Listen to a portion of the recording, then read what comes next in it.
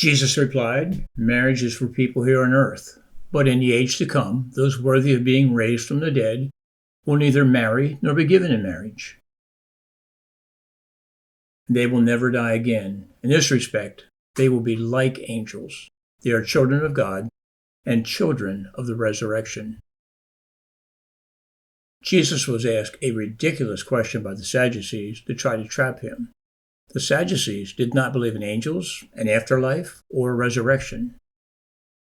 So they asked what they thought was a clever question about the resurrection of the dead.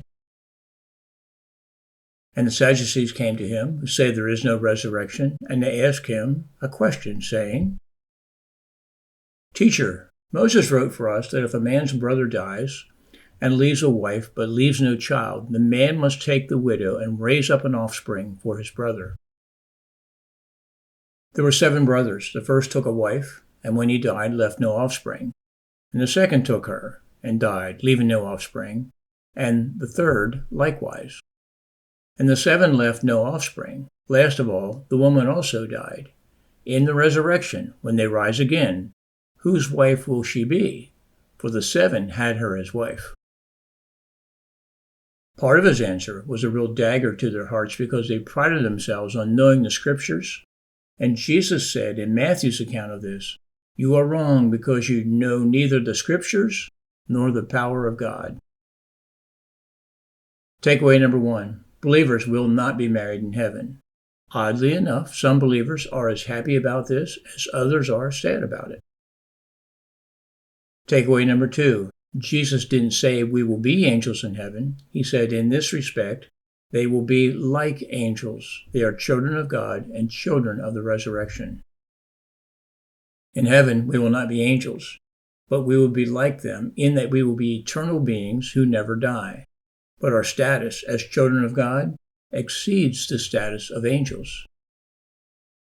In the kingdom, we will rule over them. Yes, we will have authority over angels. As for any spouses we have in this life, as good as a marriage may be, it is a temporary institution that will be replaced with even more joyous things. It was now about the 6th hour, and there was darkness over the whole land until the 9th hour, while the sun's light failed. And the curtain of the temple was torn in two. Then Jesus, calling out with a loud voice, said, "Father, into your hands I commit my spirit." And having said this, he breathed his last. In the Old Testament, the temple was where the presence of God dwelt, and there was a veil about 60 feet high in Herod's temple that served to separate men from God's most holy place. When Jesus died on the cross, the sky was dark for 3 hours in the middle of the day, and when he breathed his last, the curtain that separated the Holy of Holies from the rest of the temple was torn in two from the top to the bottom. Hebrews 10:19, and so, dear brothers and sisters, we can boldly enter heaven's most holy place because of the blood of Jesus. By his death, Jesus opened a new and life-giving way through the curtain into the most holy place. The Holy of Holies and the most holy place are one and the same. While it was never said this way in the Old Testament, the clear message was stay back from God and don't come too close and keep your distance or you'll be consumed by God. On the annual Day of Atonement, there was an elaborate ritual performed before the high priest could enter the Holy of Holies, where the presence of God dwelt. Aaron was warned about entering God's holy place on his own terms and his own timetable. Leviticus 16:1, the Lord spoke to Moses after the death of Aaron's 2 sons, who died after they entered the Lord's presence and burned the wrong kind of fire before him. The Lord said to Moses, "Warn your brother Aaron not to enter the most holy place behind the inner curtain whenever he chooses. If he does, he will die." So when Jesus died, God the Father tore the temple veil, the curtain, from top to bottom, signifying that the message had changed. Now we can all come freely whenever we choose. Hebrews 4:16, so let us come boldly to the throne of our gracious God. There we will receive mercy, and we will find grace to help us when we need it most.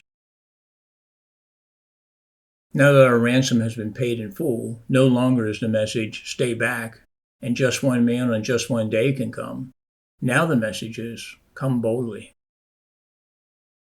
We can come into his presence with boldness because we have been made holy like him by the blood of Christ.